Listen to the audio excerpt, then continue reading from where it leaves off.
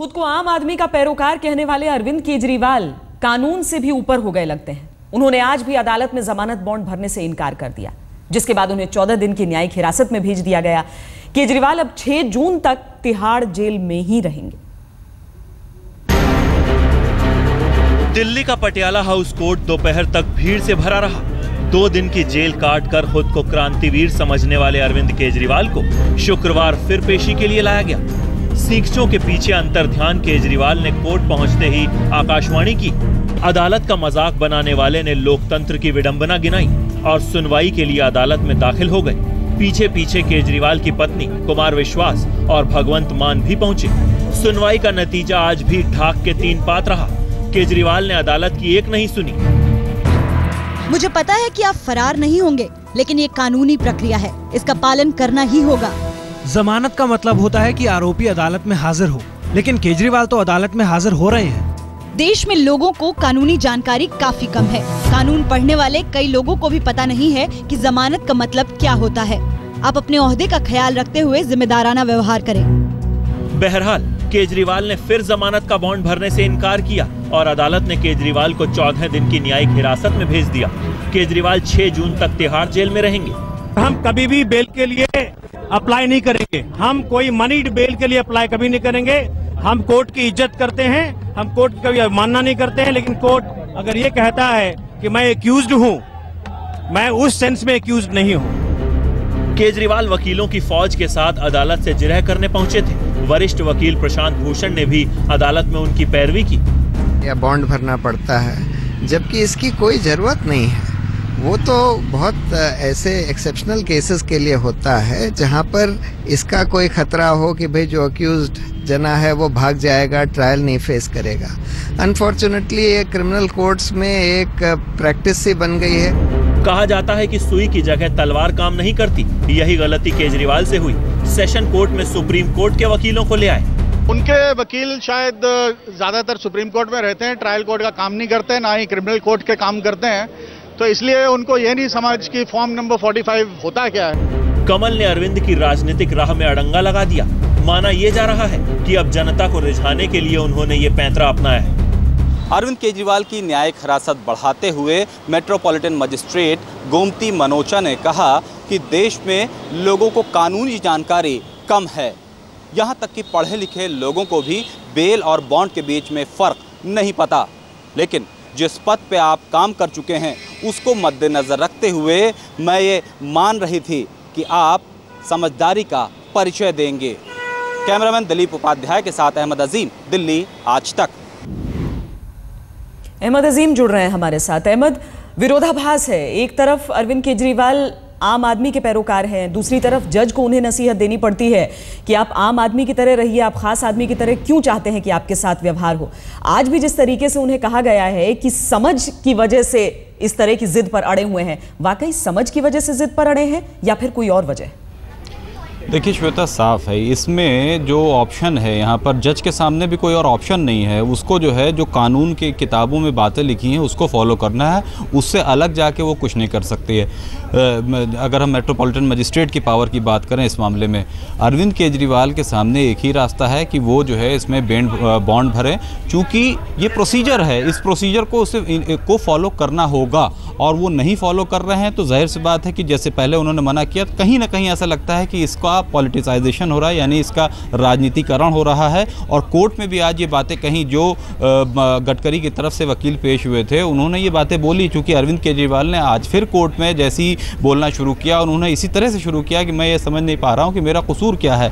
गडकरी जी जो कि भ्रष्टाचारी हैं, ये सेंटेंस बाकायदा उन्होंने बोला, जिस पर फ़ौरन ही गडकरी की तरफ से जो वकील पेश हो रहे थे उन्होंने सख्त आपत्ति जताई और कहा कि ये इस तरीके का राजनीतिक बयान यहाँ पर ना दें। और काफ़ी गहमा गहमी हो गई थी कोर्ट में और उस पर कोर्ट ने उन्हें मना भी किया।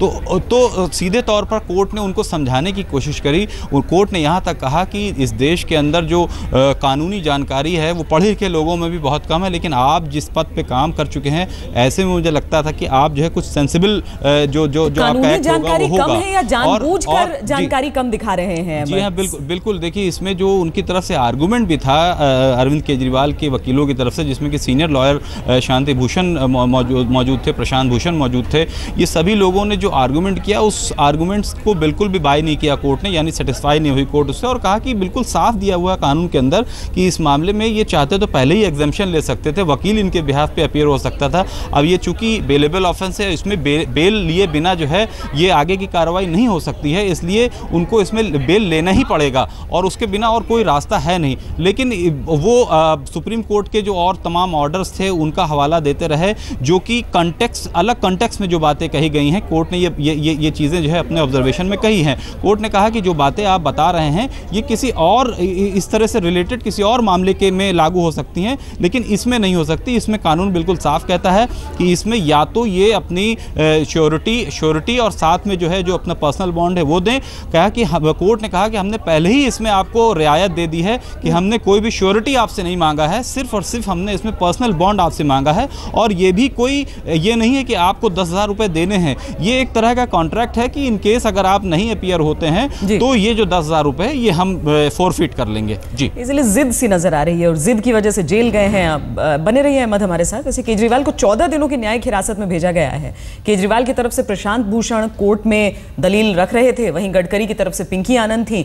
दोनों की क्या क्या दलीलें हैं आइए सुनाते हैं आपको। अदालत का डिस्क्रेशन होता है। अगर अदालत को ये लगे कि किसी भी अक्यूज्ड पर्सन को अदालत में लाने के लिए बॉन्ड भरवाना जरूरी हो तभी भरवाया जाता है, या फिर बेल देनी जरूरी हो तभी ये सवाल उठता है। और इसलिए ये आज उन्होंने लेकिन ये नहीं सुना या इसको नहीं माना। केजरीवाल जी ने डेफेमेटरी, झूठे और बेबुनियादी स्टेटमेंट जो करे हैं उससे मानहानि हुई है नितिन गडकरी जी को, इसलिए उनको समन किया गया था। ट्रायल चलना था, कोई भी साधारण व्यक्ति कोर्ट के आगे आता तो सबसे पहले जिस प्रकार से वो पेश हुए हैं उसमें अपना बॉन्ड भरता विद श्योरिटी। कोर्ट ने लीनियंट व्यू लेते हुए श्योरिटी भी नहीं कहा, सिर्फ पर्सनल बॉन्ड यानी कि जो मुचलका अपना देना पड़ता है, सिर्फ अपने कहने पर वो उनको रिलीज करने के डायरेक्शन दिए। उसमें 10,000 रुपए अमाउंट जो भरना नहीं होता, जो सिर्फ अमाउंट भरना होता है कि अगर आप कल अगर आप नहीं पेश होंगे तब आपको 10,000 रुपए फॉरफिट करने पड़ेंगे। कोर्ट ने पूरी किताब बल्कि केजरीवाल जी को समझाई कि शायद आपको आपके इतने सारे वकील आपके साथ थे, लेकिन उसके बावजूद भी मैंने सोचा आपको सब समझ में आ गई, लेकिन मैं आपको फिर समझा देती हूँ। कोर्ट ने सीआरपीसी के सारे प्रोसीजर, बेल बॉन्ड के 436 के 441 के केजरीवाल जी को समझाए, उनको डायरेक्टली सुना भी, लेकिन अल्टीमेटली कोर्ट का सिर्फ एक कहना था कि मैं कानून के हिसाब से चलूंगी, मैं और किसी हिसाब से नहीं चलूंगी। आप अगर केजरीवाल जी हैं तो अलग कानून नहीं बनेगा किसी के लिए। आम होकर कोई खास तरह का अगर आप चाहेंगे कि आपके साथ ट्रीटमेंट हो तो ऐसा हो नहीं सकता है। यही हो रहा है अदालत के भीतर। अहमद, एक तरफ जो मामला चल रहा है वो भी मानहानि का है, जिसमें उन्होंने बिना सबूत के भ्रष्टाचार के आरोप लगाए थे। यूं तो राह चलते हम सब किसी न किसी पर कोई भी आरोप लगा सकते हैं बिना सबूत दिए। क्या अरविंद केजरीवाल की तरफ से, उनके वकीलों की तरफ से किसी तरह के सबूतों का भी हवाला दिया जा रहा है कि हमें मौका दीजिए, हम सबूत दिखा देंगे कि नितिन गडकरी किस तरीके से भ्रष्ट हैं? बिल्कुल नहीं श्वेता, ये बात तो कोर्ट में भी उठी और कोर्ट ने ये कहा भी, और ना सिर्फ कोर्ट ने बल्कि नितिन गडकरी की जो वकील थे उन्होंने भी ये बातें बोली कि अगर आपके पास सबूत है तो आप क्यों नहीं कोई मुकदमा फाइल करते हैं नितिन गडकरी के खिलाफ। ऐसे ही किसी भी राजनेता के खिलाफ कोई आरोप लगा देना, उससे उसकी छवि खराब होती है, उसको लोगों के बीच में जाना होता है और कहीं ना कहीं उसको सवालों का सामना करना पड़ता है। तो ऐसे में किसी के खिलाफ भी इस तरह से आरोप लगाना बिना सबूतों के बेहद गलत बात है। और अरविंद केजरीवाल ने ये जो बातें कही हैं और दोबारा से कोर्ट में भी यही बातें उन्होंने कहने की कोशिश करी, उस पर आपत्ति जताई विरोध जो नितिन गडकरी के वकील हैं उन्होंने, और ये कहा कि अगर आपके पास सबूत है तो आप क्यों नहीं मुकदमा दर्ज कराते हैं। कोर्ट ने भी यही बातें दोहराई और यहाँ तक कहा नितिन गडकरी के जो वकील हैं उन्होंने कि ये जो पूरा मामला है, किसी भी राजनेता के खिलाफ भ्रष्टाचार के संगीन आरोप लगाना, उसको ऐसी लिस्ट में शामिल करना कि ये देश के सबसे भ्रष्टाचारी लोग हैं, ये मामला दरअसल मर्डर के बराबर मामला है। यानी कि आप किसी की छवि खत्म कर दें, उसको इतना बदनाम कर दें कि वो कहीं सर मुंह उठाकर जो है दिखाने के जो है लायक ना रहे, तो ये जो है बिल्कुल गलत है। और अभी भी अरविंद केजरीवाल या उनकी जो वकील है उन्होंने कहीं से भी कोर्ट में ये बातें नहीं कही कि उनके पास कोई सबूत इस बाबत मौजूद है। जी।